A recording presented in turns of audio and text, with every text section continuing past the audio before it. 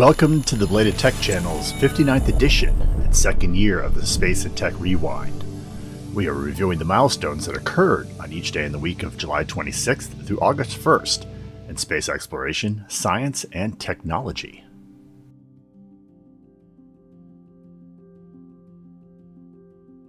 July 26, 1971, Apollo 15 was launched towards a lunar trajectory on a Saturn V rocket from the Kennedy Space Center's Launch Complex 39A on this date.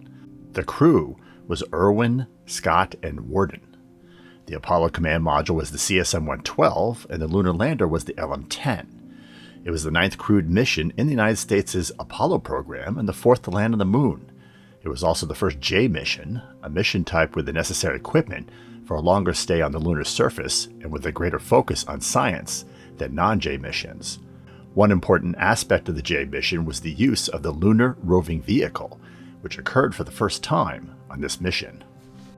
The mission accomplished its goals, but was marred by negative publicity the following year, when it emerged that the crew had carried 100 unauthorized postal covers to the lunar surface, some of which were sold by a West German stamp dealer. The originally agreed upon price by the astronauts was $1,500 for each cover.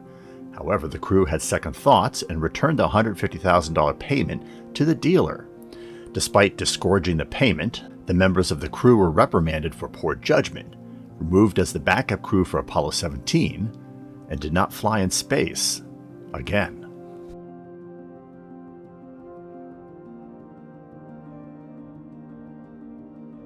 July 27, 1888, the first U.S. electric automobile, designed by Philip W. Pratt, was demonstrated in Boston on this date. It was a three-wheeled vehicle powered by 6 batteries, weighing a total of 90 pounds. It was not the world's first electric car, which had been built in 1874 by Sir David Solomons in Tunbridge Wells, England, and it was not the first U.S. production electric car, but the Pratt prototype marked the start of the EV golden age, which lasted for 20 years. Electric automobiles, and by extension steam-powered automobiles, were finally superseded by gasoline-powered automobiles with the invention of the electric starter in 1912. Before the electric starter, ICE vehicles had to be hand-cranked to start. Not a trivial feat. Mass-produced electric cars disappeared completely until 100 years later, in 2012, when Tesla Motors began production of the Model S sedan.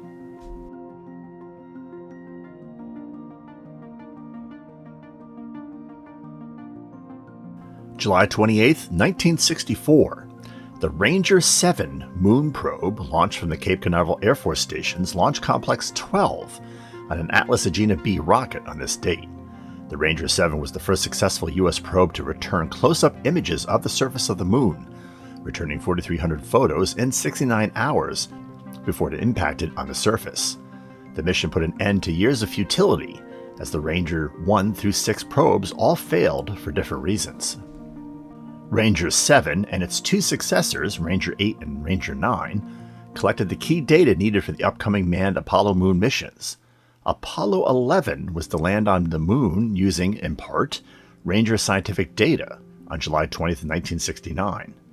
We covered Apollo 11 in Milestones 111 and Short 1.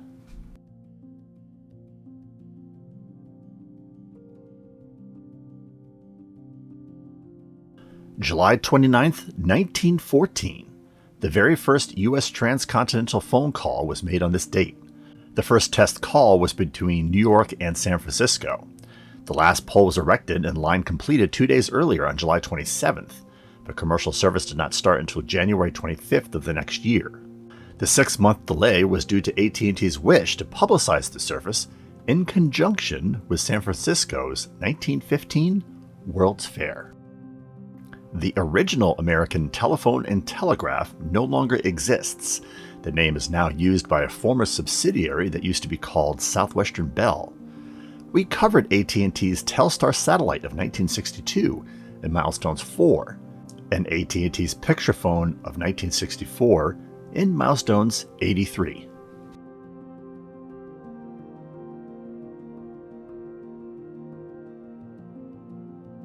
July 30th, 1898, cornflakes were invented by William Kellogg on this date as a food for medical patients.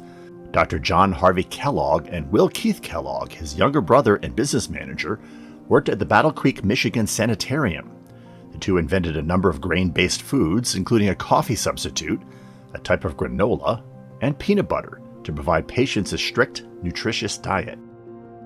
In 1894, they unintentionally invented a flaked cereal process based on wheat. By 1898, W.K. Kellogg had developed the first flaked corn cereal. The cereals were such a hit that patients wanted more to take home. Thus encouraged, Will Kellogg founded the Battle Creek Toasted Cornflake Company in 1906 to commercialize the product.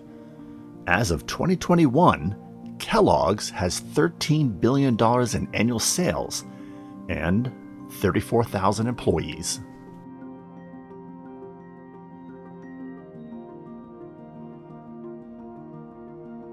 July 31st, 1969.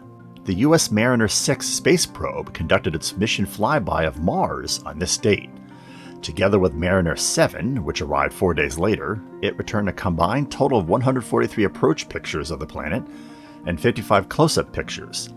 These images from the probe's cameras included pictures of the northern and southern polar caps, as well as Phobos, one of Mars' 2 moons. The first successful Mars probe was the U.S.'s Mariner 4, which was launched on November 24, 1964, and conducted a flyby on July 15, 1965. The Mariner 4 success was preceded by 5 failed attempts by the Soviet Union and 1 failure by the U.S. to send a probe to Mars. The Soviet Union finally achieved the feat in 1971.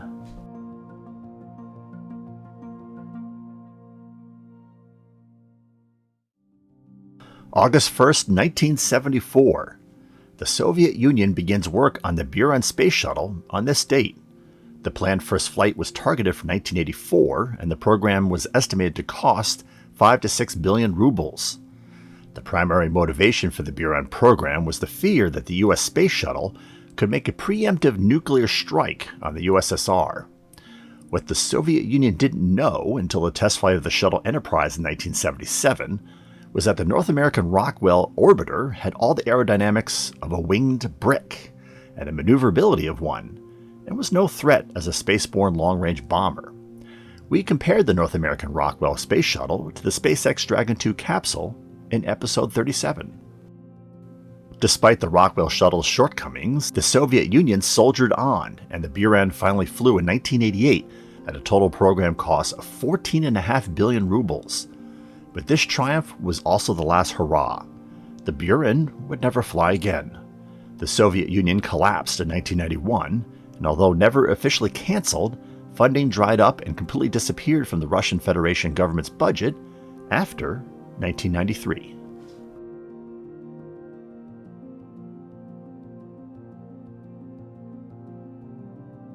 Before we get to the current event of the week, we wanted to see if you enjoyed this 59th episode of Belated Tech's The Space and Tech Rewind. If so, click that like button. Did you agree with our choices, or are there other events that were better? Go ahead and share with us by dropping a comment below. And if you have suggestions for an event in the future, we'll take those too.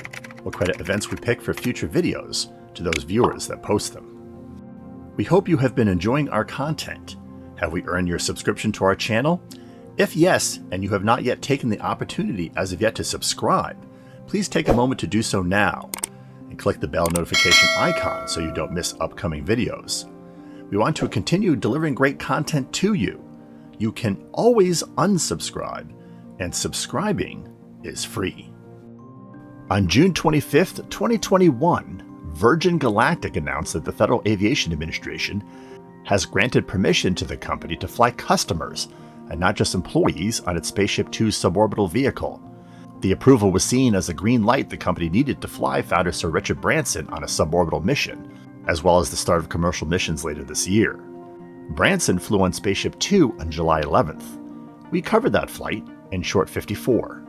The change to the license came after a review of data from the first Spaceship Two's test flight in 2 years on May 22nd.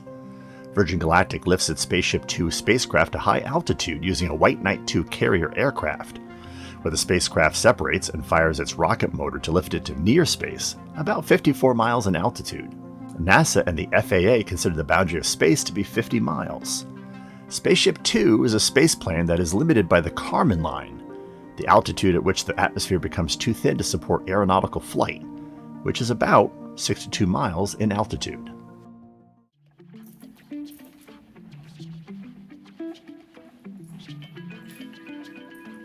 Links to some of our most recent episodes can be found in the description section below.